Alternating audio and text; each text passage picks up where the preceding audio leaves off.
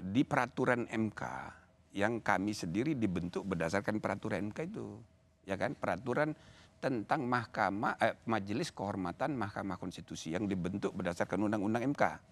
Di situ diatur mengenai majelis banding. Oke, jadi kembali lagi ke soal banding. Soal banding. Pertanyaannya Jadi adalah, kalau dia diberhentikan tidak hormat sebagai anggota, maka itu akan memberi hak kepada dia membuat majelis baru, ya kan?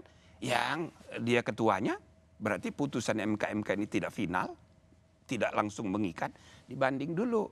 Itu bisa berlarut-larut. ya, Karena putusan MK tidak final kalau sanksinya yang paling berat itu. Nah, maka kita buat tafsir. Ini pun perbedaan pendapat di antara kami. Misalnya Pak Bintan bilang, oh tidak bisa kita ngarang-ngarang variasi dari putusan. Saya bilang bisa. Putusan pengadilan itu jangan terpaku pada yang tertulis. Teguran lisan, teguran tertulis, langsung loncat pemberhenti tidak hormat dari anggota.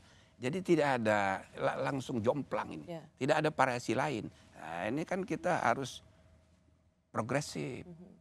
Ya, saya rasa dia salah satu yang terbaik ya dari 9.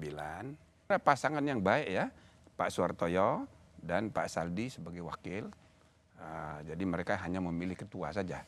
sebenarnya kan nama yang juga diunggulkan adalah Profesor Saldi Isra. Tetapi ternyata yang kemudian mencuat atau dipilih itu adalah Profesor Suhartoyo. Yang kebetulan juga dipilih dari Hakim Mahkamah Agung. Pak Anwar Usman itu juga dipilih dari Mahkamah Agung. Apakah memang tidak memilih Saldi Isra yang selama ini banyak dijagokan, diunggulkan, dan memilih hakim dari Mahkamah Agung itu untuk menjaga nama baik Mahkamah Agung yang hakimnya baru dipecat dari ketua MK?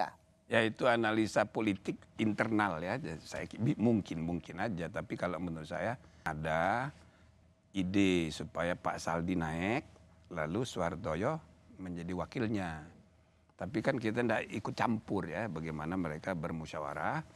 Dan menurut saya memang Pak Suhartoyo itu salah satu dari 9 hakim itu yang terbaik, yang tidak punya masalah.